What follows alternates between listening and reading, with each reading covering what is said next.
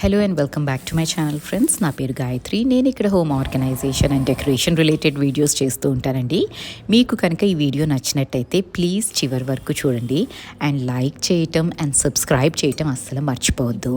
So Monday మార్నింగే నేను first అయితే పన్నీర్ కర్రీ చేసేద్దాము అనేసి పన్నీర్ని మ్యారినేట్ చేసుకుంటున్నాను. ఉప్పు, పసుపు, కారం, కొంచెం హరీ చట్నీ అంటాం కదా, కొత్తిమీర పుదీనా చట్నీ ఉంటుంది కదా, అది ఇంట్లో చేశాను, అది ఉంది. దాంతో మ్యారినేట్ చేసేసుకొని పైనుంచి మస్టర్డ్ ఆయిల్ వేసానండి. ఆవ నూనె వేసేసి పక్కన మ్యారినేట్ చేసి పెట్టుకున్నాను.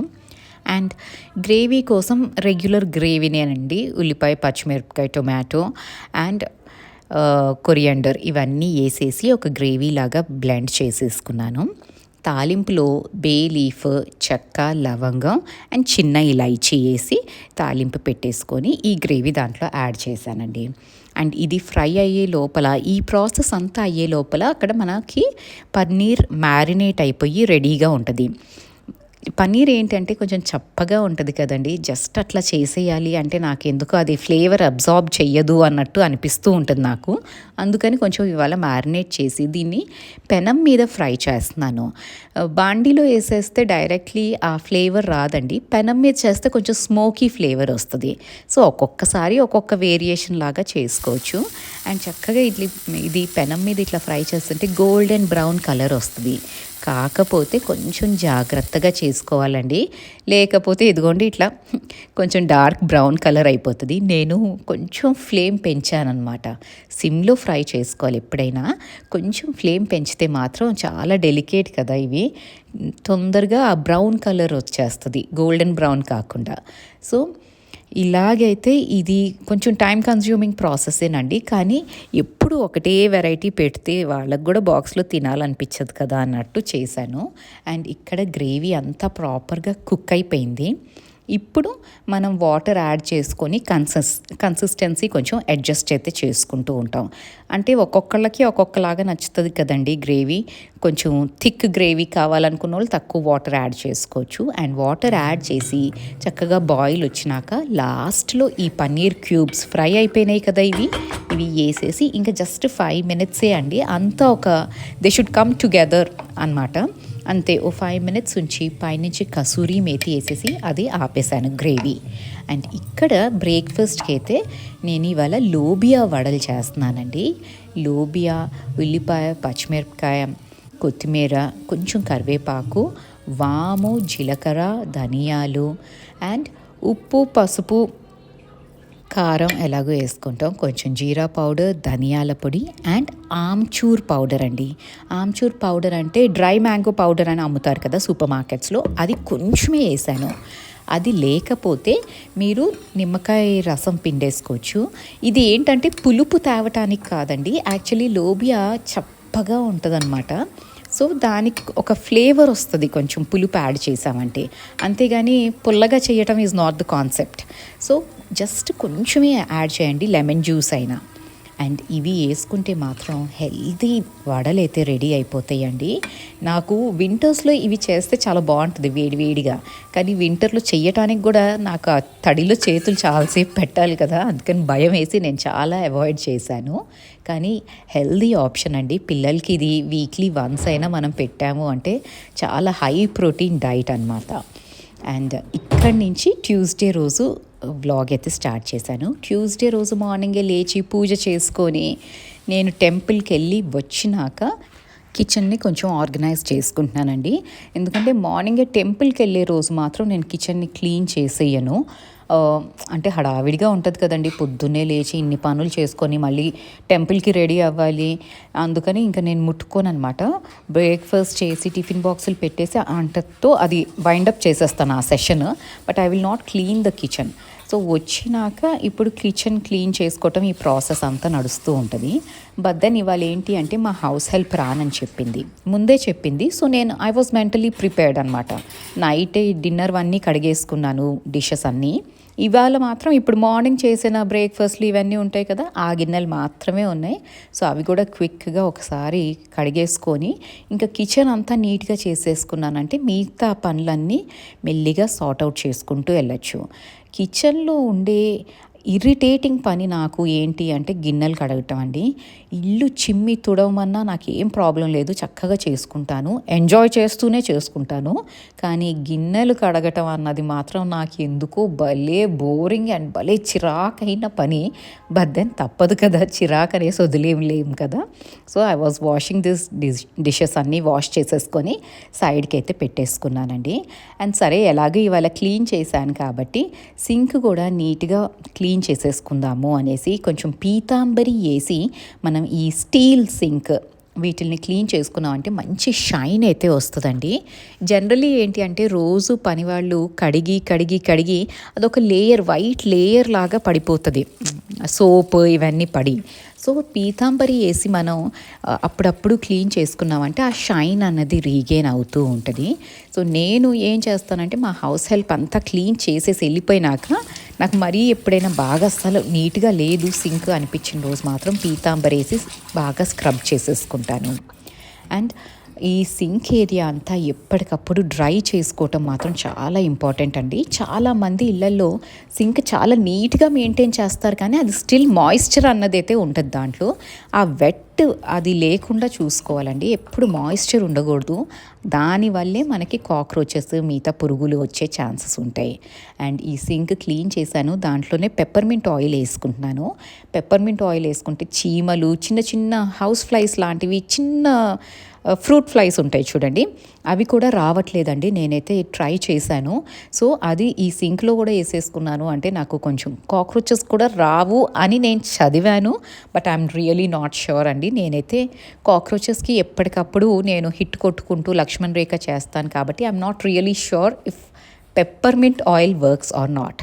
సో ఇది స్ప్రే చేసేసుకున్నానండి, ఎసెన్షియల్ ఆయిల్, కొంచెం మంచి స్మెల్ వస్తూ ఉంటుంది. అండ్ పనమ్మాయి రాలేదనేసి ఆ పనులు చేసుకుంటాం కానీ మన రెగ్యులర్ పనులు కూడా ఉంటాయి కదా. లాండ్రీ కూడా ఇక్కడ వేసేసుకున్నాను. అండ్ లాండ్రీ ఒక లోడ్ వేసినాక ఇప్పుడు నేను కొంచెం డస్టింగ్, ఇల్లు చిమ్ముకోవటం, ఈ పనులన్నీ ఇప్పుడు కానిస్తాను. అండ్ డస్టింగ్ అన్నది బెడ్రూమ్లో మాత్రం మస్ట్ అండ్ షుడ్గా ఎవ్రీ డే డస్టింగ్ అయితే జరగాల్సిందేనండి. అండ్ ఇక్కడ నా బెడ్ సైడ్ టేబుల్ దగ్గర ఈ క్రోషే ఫ్లవర్ ఉంటుందండి. ఇది మా అమ్మాయి చేసి ఇచ్చింది నాకు. లాస్ట్ టైం దివాళీ హాలిడేస్ అప్పుడు తను క్రోషే ప్రాక్టీస్ చేస్తుంది. ఇవన్నీ తను యూట్యూబ్ చూసే నేర్చుకుందండి. సో సరిగ్గా యూటిలైజ్ చేసుకుంటే YouTube will give you knowledge. అదే సరిగ్గా యూటిలైజ్ చేసుకోకపోతే చెత్త అంతా కూడా చూడొచ్చు. సో తను క్రోషే తనకెందుకో ఇంట్రెస్ట్ కాబట్టి అలా నేర్చుకొని ఈ ఫ్లవర్ మాత్రం నాకు చేసి పెట్టిందండి. సో నేను అది జ్యువెలరీ దాని మీద పెట్టుకోవటానికి అన్నట్టు నేను యూస్ చేస్తాను. అండ్ నా బెడ్ సైడ్ టేబుల్ దగ్గరే పెట్టుకుంటాను దాన్ని. అండ్ మీతో మాట్లాడుతూనే బెడ్రూమ్ డస్టింగ్ అయితే అయిపోయింది. పైనే డస్టింగ్ చేశానండి, కాలిన్ అది ఏమీ యూస్ చేయలేదు. జస్ట్ ఒక మైక్రోఫైబర్ క్లాత్తో నేను డస్టింగ్ చేస్తాను. And microfibre cloth is really handy అండి. కిచెన్ క్లీన్ చేసుకోవటానికైనా, బెడ్రూమ్స్ అయినా, అసలు పైన డస్టింగ్ చేయటానికైనా నాకైతే microfibre cloth is really helpful అని అనిపిస్తుంది. అండ్ ఇంకా ఇప్పుడు ఇల్లు చిమ్మటం మొదలెట్టానండి. అదేంటో వింత, మన హౌస్ హెల్ప్ ఇంట్లో పనులన్నీ 1 అవర్లో చేసేసి వెళ్ళిపోతారండి. కానీ మనం చీపిరి పట్టుకున్నప్పుడు మాత్రం అదేదో ఉద్యమం లాగా మొదలెడతాము. అసలు నోక్ అండ్ కార్నర్లో ఉన్న డస్ట్ అంతా క్లీన్ చేసి ఇది చేసినాక తర్వాత నాకు బ్యాక్ పెయిన్ వచ్చిందండి. హారిబుల్గా ఉంది. అంటే మనం అంత ఓవర్ యాక్టింగ్ చేసేసి నోక్ అండ్ కార్నర్లో బెండ్ అయ్యి చిమ్మి తుడిచి ఏదేదో చేసేస్తాము. బట్ దెన్ వన్ డే ఆ థరో క్లీనింగ్ అయితే ఇంటికి అవసరమేమో అనిపించింది. చాలా డస్ట్ వచ్చింది. మాకు డస్టే ఎక్కువ ఉంటుందండి మా ఇంట్లో, చెత్త ఏమీ ఉండదు కానీ dust and hair fall. And one more thing అండి, మన వాళ్ళు సబ్స్క్రైబర్స్ చాలామంది హెయిర్ ఫాల్ గురించి అడుగుతున్నారు. నేను యాక్చువల్లీ నా వీడియోస్లో డిఫరెంట్ హెయిర్ ఆయిల్స్ ఆల్రెడీ చూపెట్టానండి. కొన్ని వీడియో లింక్స్ నేను చెక్ చేసి ప్రొవైడ్ చేస్తాను డిస్క్రిప్షన్ బాక్స్లో, అది చెక్ చేసుకోండి. అండ్ హెయిర్ కలర్ గురించి కూడా అడుగుతున్నారు. నేను ఒక డీటెయిల్డ్ వీడియో అయితే చేస్తాను వీటిలన్నిటి మీద. నేను రెగ్యులర్లీ హెయిర్ కలర్ అయితే వేయనండి. కొన్నిసార్లు అంటే మా హస్బెండ్ అఫీషియల్ పార్టీస్కి వెళ్ళేటప్పుడు మాత్రమే నేను కలర్ చేస్తాను. I don't prefer colouring my hair regularly. అందుకని నాకు హెయిర్ ఫాల్ ఇష్యూస్ చాలా తక్కువ ఉంటాయి. బట్ దెన్ మాకున్న ఈ ట్రాన్స్ఫరబుల్ జాబ్స్కి ఏమవుతుంది అంటే, నాకు పూణే వచ్చిన కొత్తలో విపరీతమైన హెయిర్ ఫాల్ అయ్యిందండి. ఈ వాటర్ సెట్ అవ్వలేదు. ఇప్పుడు కొంచెం సెట్ అవుతూ ఉంది. సో ఆల్మోస్ట్ లైక్ ఇప్పుడు 1.5 year అయిపోయింది మేము పూణే వచ్చి. సో ఇప్పుడు కొంచెం సెట్ అయ్యి హెయిర్ ఫాల్ ఇష్యూస్ అయితే తగ్గినాయి.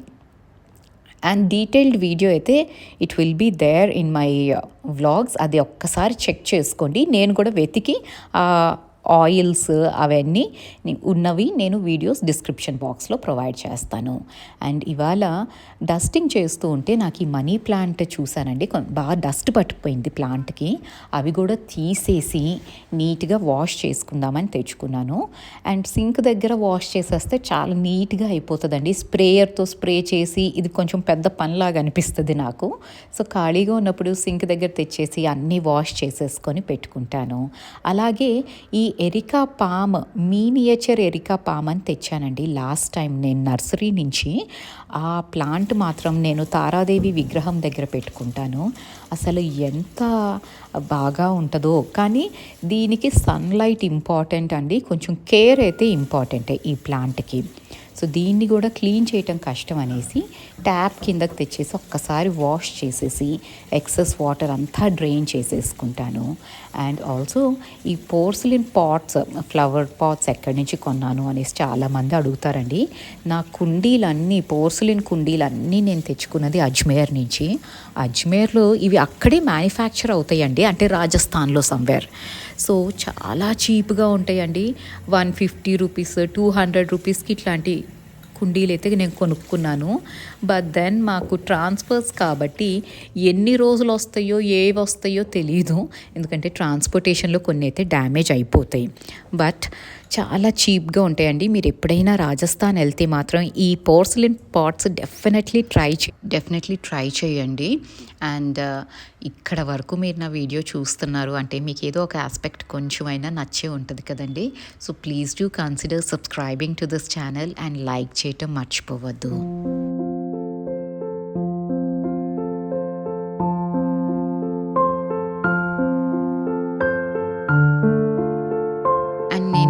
దేవుడి దగ్గర పెట్టుకున్న పూలు అవి ఇప్పుడు వింటర్ కాబట్టి ఎక్కువ వాడట్లేదండి.